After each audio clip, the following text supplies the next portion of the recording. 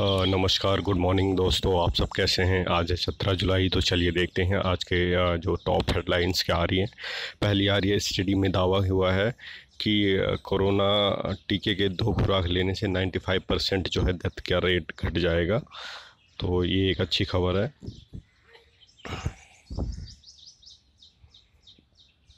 अच्छा, और एक केस आया है रेप से जुड़ा हुआ, जिसमें हाई कोर्ट ने कहा है कि यौन संबंध बनाए बगैर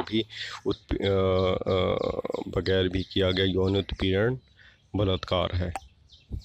इसमें देखिए, उसमें जो उच्च न्यायालय है उसने कहा कि भारतीय दंड संहिता की धारा 376 के तहत बलात्कार की परिभाषा के तहत आता है। तो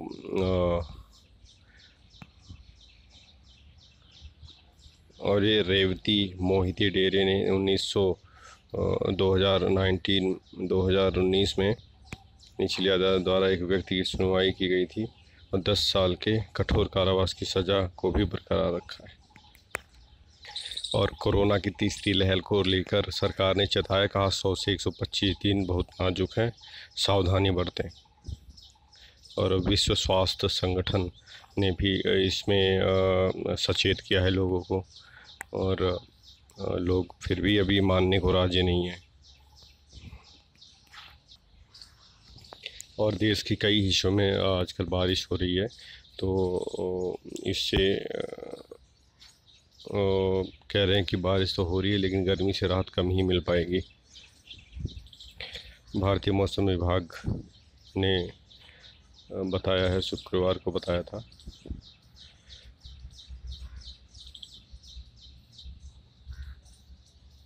और 17 से 20 जुलाई के बीच में हिमाचली क्षेत्र में बारिश हो सकती है। उत्तर प्रदेश में भी भारी बारिश हो सकती है।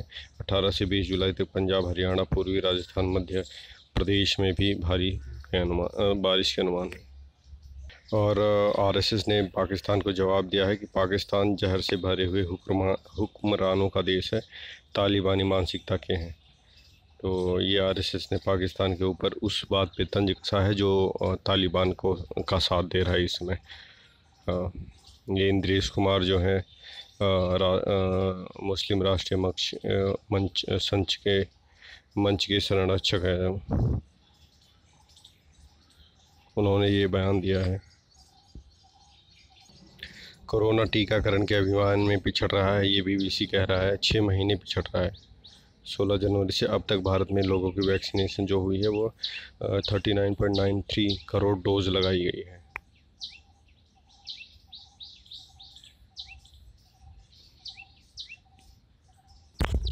अब इसमें यह लिख रहा है कि भारत पिछड़ रहा है। शुरुआत तो अच्छी थी, लेकिन इसके बावजूद अब इतना बड़ा देश है। बाकी कंट्री देख लो, अमेरिका में भी कुल 36 करोड़ के आसपास, जहाँ तक मुझे ध्यान है, मैं गलत भी हो सकता हूँ लेकिन इससे ज़्यादा नहीं होंगे। 36 करोड़ के आसपास जनसंख्या है अमेरिका की, और क्षेत्रफल बहुत ज़्यादा है। और इंडिया की जनसंख्या इतनी ज़्यादा है, क्षेत्रफल के हिसाब से 2-3 गुना होगी। और बाकी सारे जो डेवलप्ड कंट्री हैं उनके जो टेक्नोलॉजी है वो भी विकसित है। तो उस हिसाब से देखा जाए तो भारत भी अच्छा काम कर रहा है, लेकिन फिर भी अगर थोड़ा तेज करे तो अच्छी बात है। और ये कर्नाटक की न्यूज़ है। एसिड अटैक के एक मामले में आया फैसला, 4 लोगों को सुनाई गई उम्र कैद। ये चिकमगलूर के अतिरिक्त सत्र न्यायालय ने एक महत्वपूर्ण फैसले में तेजाब हमले में 4 आरोपियों को आजीवन कारावास की सज़ा सुनाई है। जज मंजूनाथ सांग्रेशी ने उन चारों को सामूहिक रूप से 20 लाख रुपए का जुर्माना भी लगाया है। भगोड़े विजय माल्या लोन डिफ़ॉल्ट मामले में बैंकों को मिले 792 करोड़ रुपए, ईडी ने जानकारी दी। विजय माल्या ने जो भाग गया था पहले, उसके एसबीआई के नेतृत्व वाले कर्जदाता कंसोर्टियम को 792.11 करोड़ रुपए मिल गए हैं। ईडी ने कहा, मनी लॉन्ड्रिंग विरोधी कानून के तहत किंगफिशर एयरलाइंस के अटैच किए गए शेयरों के एक हिस्से की बिक्री के जरिए बैंकों की यह रकम मिली है। चलो, कुछ तो अच्छा है। और सपा नेता के खुलेआम धमकी, बोले जीते तो दिखाएंगे गुंडई। कटरा विधानसभा से सपा के पूर्व विधायक तिलहर तहसील के पार्टी की तरफ से आयोजित विरोध प्रदर्शन में हिस्सा लेने पहुंचे थे और उसी में इन्होंने बयान दिया है। ये न्यूज़ है महाराष्ट्र के गृह मंत्रालय की, जो अभी इन्वेस्टिगेशन चल रही है। उनकी 4 करोड़ 20 लाख की संपत्ति जो है अटैच कर दी गई है। और ईडी ने ये जांच में पाया भी है कि अवैध तरीके से बार मालिकों से 4 करोड़ 70 लाख की मिलीभगत से वसूली की है।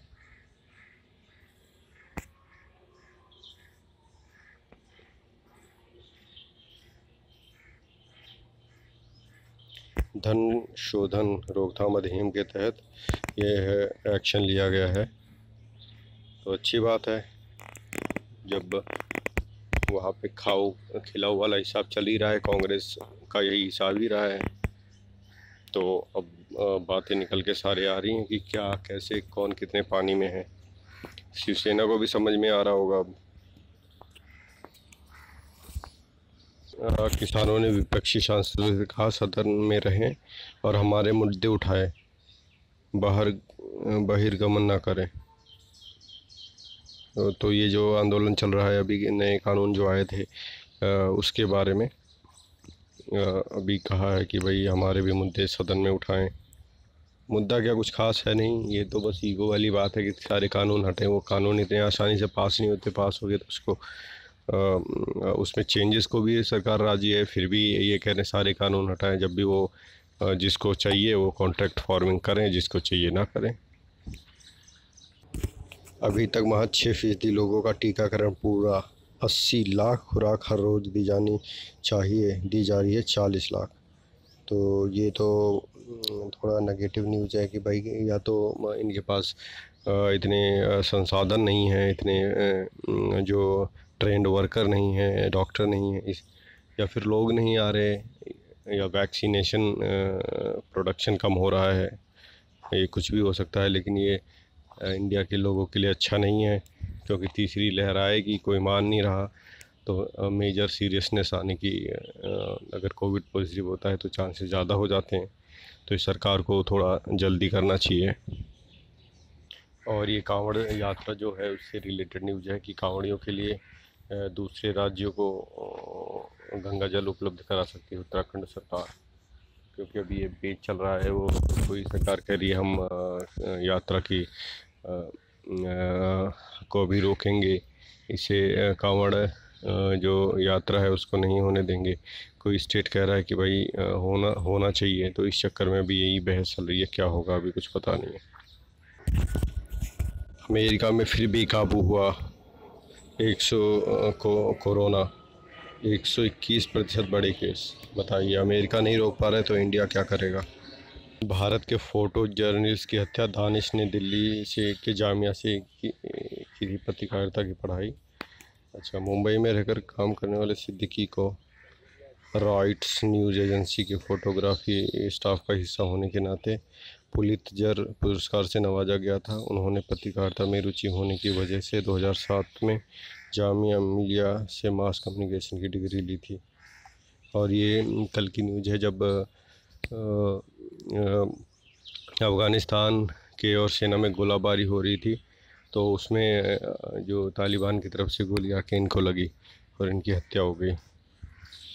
और ये टोक्यो ओलंपिक से है। IOC अध्यक्ष के शांति मिशन से छिड़ा जापान में विवाद। नोबेल पुरस्कार की है चाहत।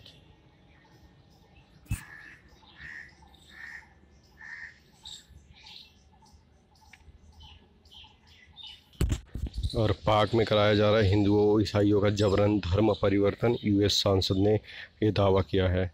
और ये कुछ वीडियो के ज़रिए जो रिसीव हुए उस सांसद को या उसके थ्रू उसको पता चला है, तो उसका हवाला देते हुए उसने कहा कि 60 हिंदुओं को पाकिस्तान में कथित तौर पर धर्म परिवर्तन करा के इस्लामिक धर्म अपनाने को मजबूर किया गया। और प्रांतों में जबरन धर्म परिवर्तन की खबरें आती ही रहती हैं और चल भी रहा है। पहले जो हिंदू थे जो पाकिस्तान में थे बंटवारे के समय वो 20% थे, और आज वहाँ पे 1% या 2% के आसपास हिंदू हैं। तो भाई या तो बच्चे पैदा नहीं हुए या फिर क्या हुआ, वो तो आप लोग समझदार। और अफ़गानिस्तान से अमेरिका ने जो अपने सैनिक हटा लिए हैं, उससे चीन ने बयान दिया है कि इसके लिए बाइडन जो राष्ट्रपति अभी अमेरिका के हैं करंट टाइम में, वो ज़िम्मेदार होंगे। क्योंकि पहले वहाँ पे सेना रहती थी तो थोड़ा अफ़गानी जो तालिबान आतंकी थे वो काबू में थे। अभी जैसे ही सेना गई है उसके बाद तो ऐसा हो गया कि रोज़ कोई ना कोई अधिकारी, कोई ना कोई जो एडमिनिस्ट्रेशन में बैठा है उसकी हत्या हो रही है। लोगों गाँव इलाकों शहरों में कब्ज़ा किया जा रहा है तालिबान के द्वारा। तो उसके लिए उन्होंने कहा है कि इसके ज़िम्मेदार पाकिस्तान सॉरी अमेरिका के राष्ट्रपति बाइडन होंगे।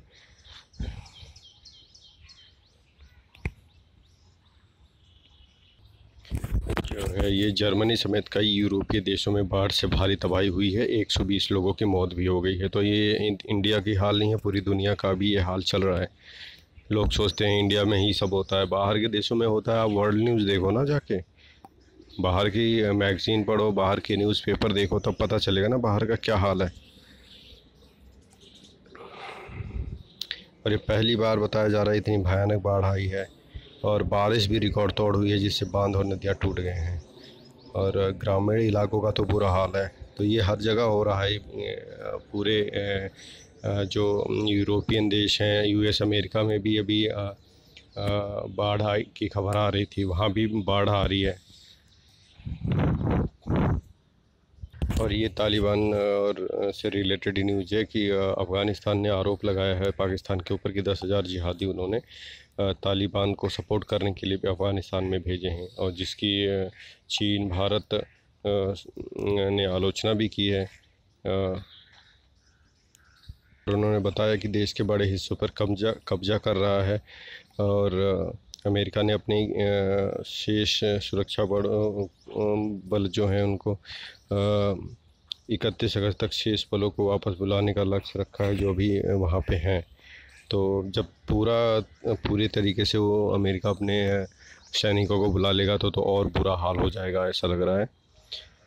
और पाकिस्तान तो चाहेगा ही कि ये हो, क्योंकि यहाँ पे इंडिया के इन्वेस्टमेंट है बहुत ज़्यादा, 500-300 के लगभग परियोजनाएं चल रही हैं। और जो बना बनाया है वो एकदम रेगिस्तान की तरह हो जाएगा वो। तो तालिबान क्या चाह रहा है, सारे सब डेवलपमेंट चाहते हैं, वो क्या चाहता है कुछ समझ में नहीं आता। और अपनों की मौत के बाद चीन का पाकिस्तान से भरोसा उठा, अपनी जांच टीम भेजी और सीपीईसी की बैठक भी रद्द कर दी। अच्छा, बस में पुख्तूनख्वा प्रांत में ये धमाका हुआ था जिसमें 9 चाइनीज़ लोग मारे गए थे। तो इसके वजह से अभी गुस्से में है चीन, और वो इन्वेस्टिगेशन अच्छे से करेगा, सही तरीके से करेगा, सही रिपोर्ट देगा। उससे उसका भरोसा उठ चुका है पाकिस्तान से, तो वो अपनी जांच टीम वहाँ भेजने के लिए कह रहा है। और सीपीईसी जो इसकी रोड बना रहा है, पहले भारत को भी ऐड करना चाह रहा था, भारत के चारों तरफ से रोड जाता, तो उस भारत ने मना कर दिया था। तो पाकिस्तान के साथ ये लद्दाख की तरफ से जो इसके कब्ज़े में है ज़मीन, उसके थ्रू ये पाकिस्तान से कनेक्ट करके बना रहा है। तो उसकी बैठक होनी थी, वो भी रद्द कर दी इसने। तो ये थी कुछ आज की न्यूज़। और चैनल लाइक करिए, सब्सक्राइब करिए, और कल फिर मिलते हैं। तब तक के लिए थैंक यू, धन्यवाद।